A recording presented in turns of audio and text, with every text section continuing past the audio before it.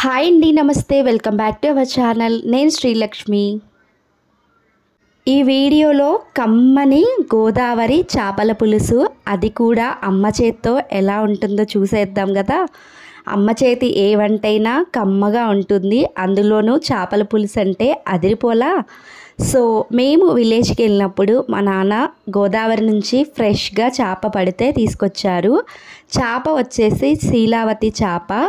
చేప కూర వండుకోవడం రాని వాళ్ళు చేపని క్లీన్ చేసుకొని కట్ చేసుకొని చేప వండుకునే వరకు స్టెప్ బై స్టెప్ మీకు ఈ వీడియోలో చూపిస్తాను.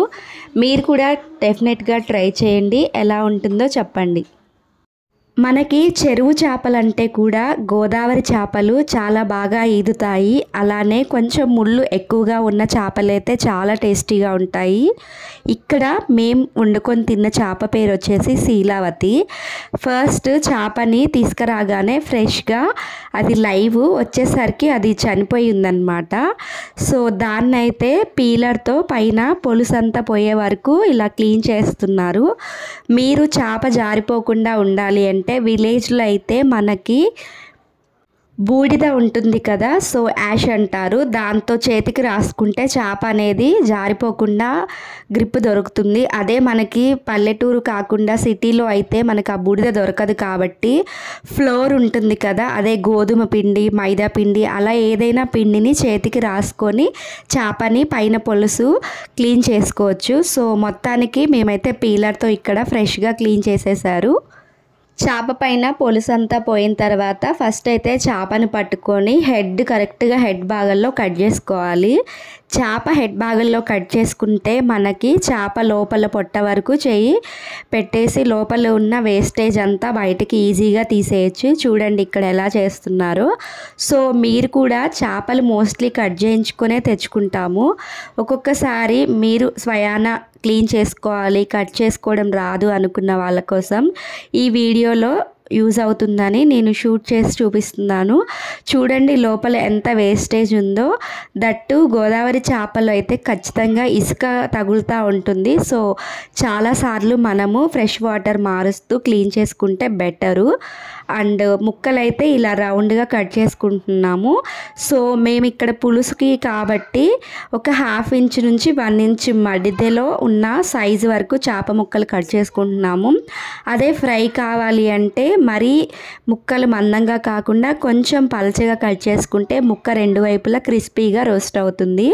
పులుసుకి మరీ పలచగా కట్ చేసుకుంటే ముక్క మగ్గక ముందే విరిగిపోతుంది. సో మనకి ముక్కగా రావాలి అనుకుంటే కొంచెం చేపలు కట్ చేసుకునేటప్పుడే మందంగా కట్ చేసుకుంటే బెటరు పులుసుకి. ఫిష్లోని హెడ్ భాగం కట్ చేసిన తర్వాత లోపల వేస్టేజ్ అంతా తీసి ఫిష్ని రౌండ్ ముక్కలుగా కట్ చేసుకోవడమే. ఇక్కడ మేము తీసుకున్న చేప కేజీ 200 గ్రాములు ఉంది. వేస్టేజ్ అంతా ఒక 150 to 200 గ్రామ్స్ పోగా చేప 1 కేజీ ఫిష్ అనుకోండి. 1 కేజీ ఫిష్ని ఎలా ఈజీగా చేసుకోవాలో చూసేద్దాము. సో ముక్కలు కట్ చేసుకున్నప్పుడు చేపకి సైడ్ రెక్కలు ఉంటాయి, అలానే తోక భాగం ఉంటుంది కదా. సో చేపని ఆనుకొని ఎక్స్ట్రా ఏదైతే పీస్ ఉందో అది మనం సైడ్స్ అలానే తోక భాగంలో కట్ చేసుకుంటే ఫిష్కి ఇంకా మన కటింగ్ అనేది అయిపోతుంది. అండ్ చేపలోని తల భాగం కూడా డైరెక్ట్గా అలా కుక్ చేసుకుంటే తినాలనిపించదు. సో చేపని గట్టిగా మనం తల భాగంలో ఇలా పెంకులాగా 2 పార్ట్స్ ఉంటాయి, దాన్ని మనం కొంచెం ప్రెష్ పెట్టి తీసేయగలిగితే ఆ ముక్కలు అనేవి సపరేట్ అయిపోతాయి. దాంట్లో మన చేప కళ్ళు ఉంటాయి కదా, ఆ కళ్ళు కూడా తీసేస్తే చేప కుక్ చేసుకునేటప్పుడు చేప తల భాగం అనేది బాగా కుక్ అవుతుంది. సో తినడానికి కూడా చాలా ఈజీగా ఉంటుంది. ముక్కలన్నీ కట్ చేసుకున్న తర్వాత శుభ్రంగా వాష్ చేసుకున్నాము. మేమైతే మినిమం 5 to 6 టైమ్స్ అయితే మా అమ్మ వాష్ చేసేస్తుంది. సో నెక్స్ట్ కర్రీ ప్రాసెస్ చూసేద్దాము. చేపల పులుసులోకి మసాలా కోసము అలానే గ్రేవీ కోసము ఉల్లిపాయలు అయితే 2 నుంచి 3 పెద్ద సైజు ఉల్లిపాయలు తీసుకొని సన్న ముక్కలుగా కట్ చేస్తున్నారు. ఇక్కడ అరౌండ్ కేజీ పైనే ఉన్నాయి చేప ముక్కలు. సో వాటికి తగ్గట్టు గ్రేవీ కోసము 3 పెద్ద ఉల్లిపాయలు ఇలా సన్న ముక్కలుగా కట్ చేశారు. మసాలా కోసం అయితే అల్లము, వెల్లుల్లి, దాల్చిన చెక్క, ధనియాలు, అలానే జీలకర్ర, దాంతోపాటు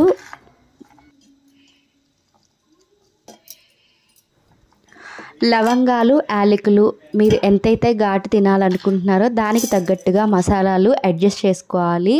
సో మెత్తటి పేస్ట్లా చేసుకోవాలి. ఆ పేస్ట్లో ముందుగా మనం కట్ చేసి పెట్టుకున్న ఉల్లిపాయలు కూడా హాఫ్ అయితే వేసుకోవాలి. సో మసాలా ప్రిపేర్ చేసుకున్న వెంటనే మనం చింతపండుని కూడా నానబెట్టుకుంటే పులుసుకి రెడీ అవుతుంది చింతపండు. నాన్ వెజ్ కర్రీ ఏది చేసినా కూడా వేరుశనగ నూనెతో తాలింపు పెట్టుకుంటే చాలా బాగుంటుంది. సో వాసన దాంతోపాటు టేస్ట్ కూడా రెండు పెరుగుతాయి. చేపల కూర గిన్నె వేడవగానే ఆయిల్ కొద్దిగా ఎక్కువగానే వేసుకున్నాము. వేసిన దాంట్లో 1 టీ స్పూన్ జీలకర్ర వేసి కొద్దిగా రోస్ట్ అవ్వగానే కట్ చేసి పెట్టుకున్న ఉల్లిపాయ ముక్కలు కూడా వేసుకొని దోరగా వేయించుకోవాలి. కంపల్సరీ ఉల్లిపాయ ముక్కలు దోరగా వేగిన తర్వాత మాత్రమే మిగతా పదార్థాలు వేసుకోవాలి. ముందుగానే వేసుకుంటే ఉల్లిపాయ ముక్కలు సరిగ్గా వేగక చేపల పులుసు అనేది తింటున్నప్పుడు తీయగా అనిపిస్తుంది.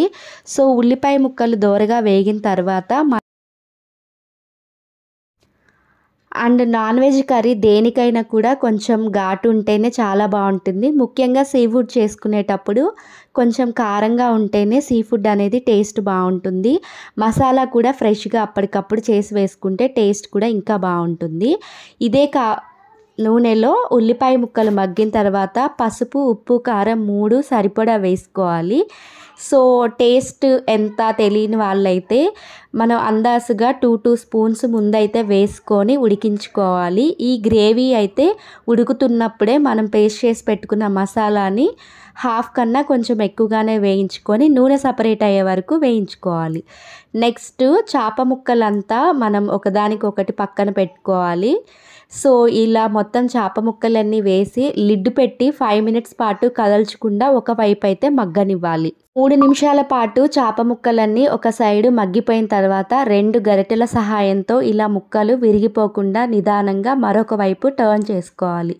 ఇలా 2 పక్కల ఆ నూనెలో మసాలా మొత్తం చేప ముక్కలకి పట్టేంత వరకు 5 మినిట్స్ వేయించుకుంటే చేప ముక్కలు క్రిస్పీగా అవుతాయి.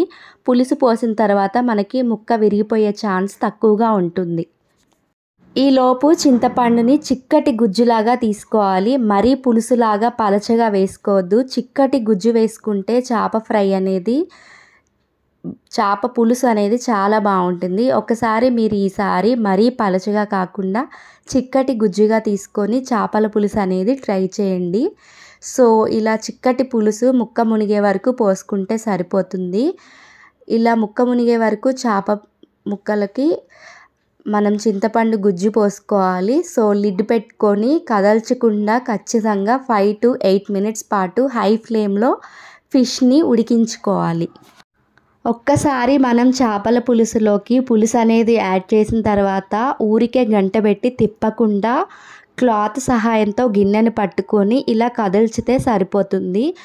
గంట పట్టుకొని ఊరికే మనం నార్మల్ కర్రీ తిప్పినట్టు గిరగిరా తిప్పితే ముక్కలు ఇరిగిపోయి అసలు చేపల పులుసులో ముక్కలే సరిగ్గా దొరకవు మనకి. సో ఇంకా ఒక హాఫ్ వరకు చింతపండు పులుసు పోసి మగ్గిన తర్వాత రిమైనింగ్ హాఫ్ కూడా పోసేసి మంచిగా మగ్గనివ్వాలి. సో సన్నని మంట మీద ఎంత లేటుగా చేపల కూర ఉడికితే అంత టేస్ట్ ఉంటుంది. ఇలా కొంచెం గంట సహాయంతో కదుల్చుకుంటూ ముక్కలు ఉడకనివ్వాలి. ఇప్పుడు లిడ్ పెట్టేసి మరొక 5 మినిట్స్ ఉడకనివ్వాలి. ఇక్కడ కొంచెం ఉప్పు కారాలు అడ్జస్ట్ చేస్తుంది అమ్మ. మీరు ఎక్కువగా కారం తినే వాళ్ళైతే ఒక 2 స్పూన్స్ ఎక్కువ యాడ్ చేసుకోండి. సో లాస్ట్లో ఇంకా మనం ఫస్ట్ అయితే హాఫ్ మసాలా ఆయిల్లో వేసి వేయించుకున్నాం కదా, ఇప్పుడు ముక్కలు ఉడికితాయి. దించుకునే ముందు ఒక 5 మినిట్స్లో చేపల పులుసు మనం గ్యాస్ ఆఫ్ చేస్తామనగా రిమైనింగ్ మసాలా వేసి ఒకసారి గంటతో కలిపి లిడ్ పెట్టి ఒక 5 మినిట్స్ పాటు ఉడికించుకోవాలి. నెక్స్ట్ గార్నిష్ కోసము అలానే ఫ్లేవర్ కోసము నాన్ వెజ్ కర్రీ అంటే కొత్తిమీర కంపల్సరీ కదా. సో ఇది మా పెరట్లోనే ఫ్రెష్గా ఉంది. సమ్మర్ వచ్చేసింది కాబట్టి కొత్తిమీర అంతా ఇంకా ఎండిపోవడం స్టార్ట్ అవుతుంది.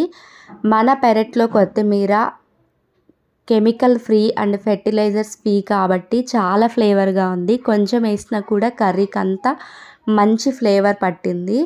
మనం ఎలాగో మసాలా పేస్ట్లో ధనియాలు వేసుకున్నాం కాబట్టి కొంచెం కొత్తిమీర అయినా కూడా మనకి చేపల పులుసులో పర్ఫెక్ట్గా సెట్ అవుతుంది. చూడండి, పులుసు అనేది చిక్కబడే వరకు ఇలా ఉడికించుకుంటే ముక్కలకి బాగా ఉప్పు కారం పులుపు మసాలా పట్టడమే కాకుండా పులుసు కూడా చాలా టేస్ట్ ఉంటుంది. డెఫినెట్గా మీరు ఇలా ఒక్కసారి ట్రై చేసి చూడండి. ఈజీ, అలానే చాలా టేస్టీగా ఉంటుంది. ఇదేనండి అమ్మ చేతి చేపల పులుసు.